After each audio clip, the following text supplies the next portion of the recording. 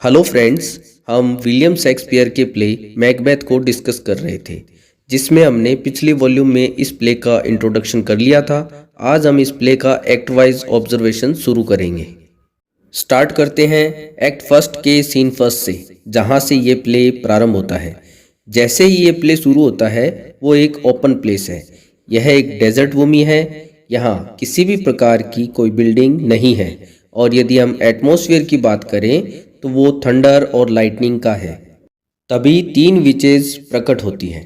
उनकी अपीयरेंस की यदि हम बात करें तो वो फीमेल जैसी दिखती है, लेकिन उनके चेहरे पे जो दाढ़ी है उससे वो तीनों बहुत ज़्यादा डरावनी लगती है।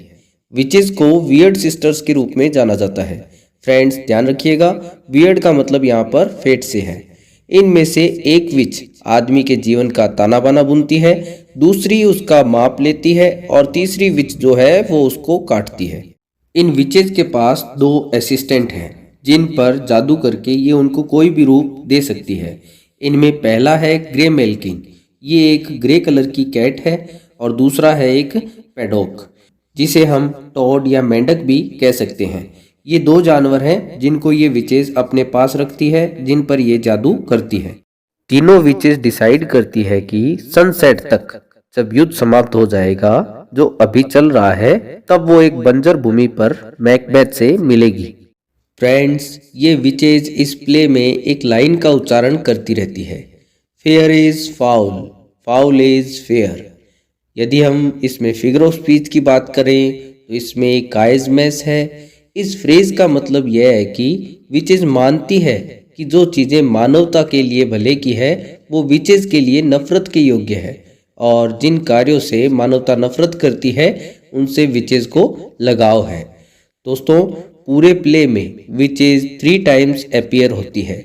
एक्ट फर्स्ट के सीन फर्स्ट में सिर्फ विचेज को ही इंट्रोड्यूस करवाया गया है। अब शुरू होता है सीन सेकंड। ये सीन जो है वो फॉरेस्ट के निकट है, जहाँ पर किंग डंकन अपने दोनों बेटों मेलकॉम और डोनेलबेन के साथ और एक नोबल सर्वेंट लिनॉक्स के साथ पड़ाव डाले हुए हैं। युद्ध जो चल रहा है वो 5 के निकट चल रहा है, और ये जो किंग डंकन ने पड़ाव डाल रखा है वो फॉरेस्ट के निकट डाल रखा है। आगे बढ़ने से पहले थोड़ा सा युद्ध के बारे में क्लियर कर लेते हैं। कौन सा युद्ध चल रहा है और किन के बीच चल रहा है। फ्रेंड्स, डंकन की सेना के अंतर्गत एक व्यक्ति है मैकडोनवाल्ड। उसने विद्रोह कर दिया है और उसकी सहायता नॉर्वे का राजा किंग स्वेनो कर रहा है। थेन ऑफ काउडर को जब किंग डंकन द्वारा मैकडोनवाल्ड के विद्रोह को दबाने के लिए भेजा गया तो वो भी विद्रोहियों से मिल गया, और आयरलैंड का राजा भी विद्रोहियों की सहायता हेतु अपनी सेना भेज चुका है। दूसरी तरफ स्कॉटिश फोर्स है, जिसका नेतृत्व मैकबेथ और बैंको कर रहे हैं। उसी समय उनका सामना एक ब्लीडिंग सर्जेंट से होता है, जो खून से सना है और लगता है कि वो युद्ध वाले क्षेत्र से आया है और युद्ध की कोई न्यूज़ लेके आया है।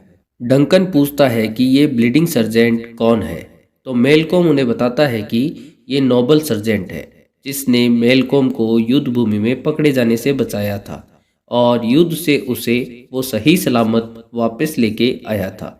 ये जो सर्जेंट है वो इनिशियल रिपोर्ट ही दे पाता है, और उसकी जो इनिशियल रिपोर्ट है उसके अकॉर्डिंग युद्ध का जो परिणाम है वो अभी तक डाउटफुल है। सर्जेंट कहता है कि doubtful is stood as two spent swimmers that do cling together and choke their art. कहने का मतलब यह है कि युद्ध का परिणाम अभी तक निश्चित नहीं है। दोनों सेनाएं इस प्रकार से एक दूसरे से लड़ रही है जैसे दो स्विमर्स एक कंपटीशन के अंतर्गत तैरते हुए थक जाते हैं, तो वे एक दूसरे की चाल को काटने की कोशिश करते हैं। सर्जेंट किंग डंकन को 2 रिपोर्ट देता है।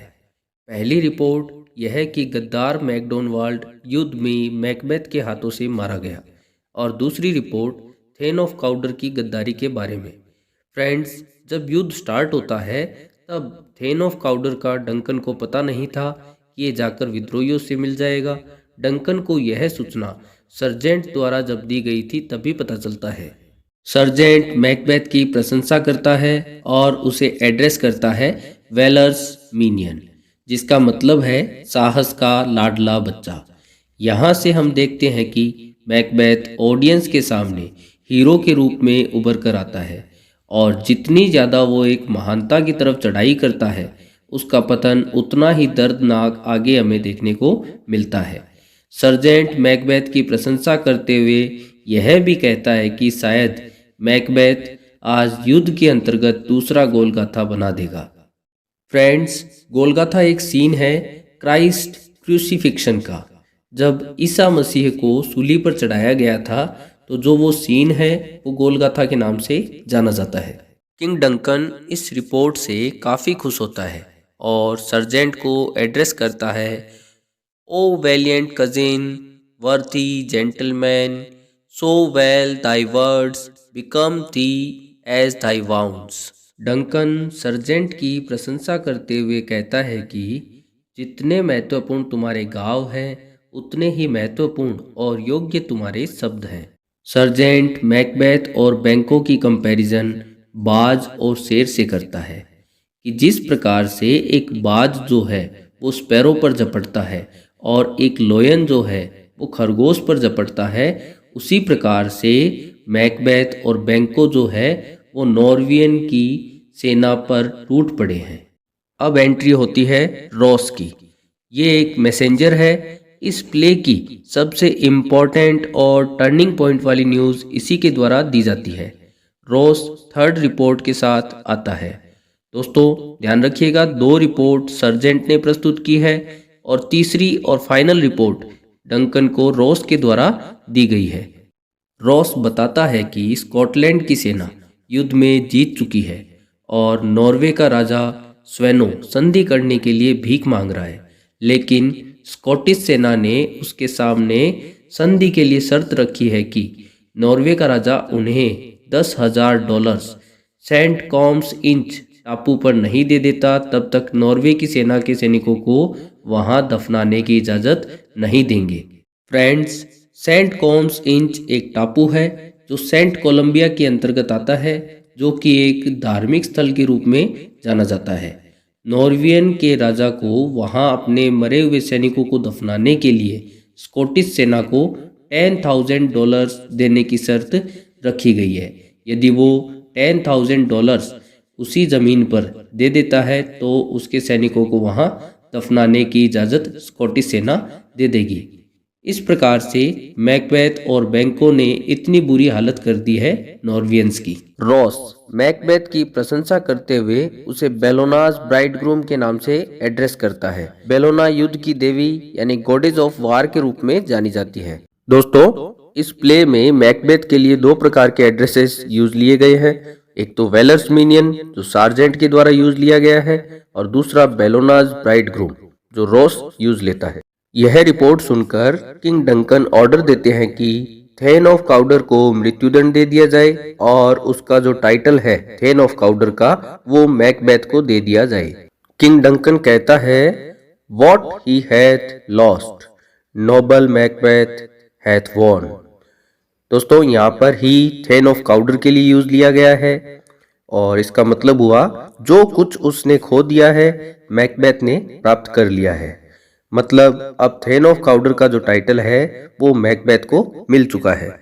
थेन ऑफ काउडर की गद्दारी से दुखी होकर डंकन रॉस से कहते हैं, no more that thane of Cawdor shall deceive our bosom interest.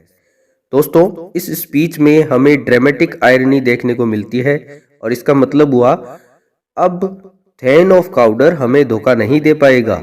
यहाँ पर ड्रामेटिक आयरनी हमारे सामने आती है क्योंकि ऑडियंस जानती है, हम जानते हैं कि किंग डंकन को थेन ऑफ काउडर के हाथों और भयंकर धोखा मिलने वाला है। अब थेन ऑफ काउडर जो है वो मैकबेथ है, तो हम कह सकते हैं कि मैकबेथ में किंग डंकन को सेम पोस्ट जो कि थेन ऑफ काउडर है उससे 2 बार धोखा मिलता है।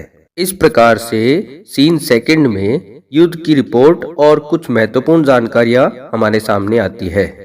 फ्रेंड्स, इस प्ले के एक्ट फर्स्ट में हमने सीन फर्स्ट और सीन सेकंड दोनों को एग्जाम पॉइंट ऑफ व्यू के अकॉर्डिंग अच्छे से किया है। यदि मेरे द्वारा दी गई इन्फॉर्मेशन आपको अच्छी लगी हो तो वीडियो को लाइक करके कमेंट बॉक्स में अपने व्यूज़ अवश्य दें और अभी तक यदि आपने चैनल को सब्सक्राइब नहीं किया है तो चैनल को सब्सक्राइब करके बेल आइकन को दबा दें। जल्दी मिलते हैं मैकबेथ के नेक्स्ट पार्ट के साथ।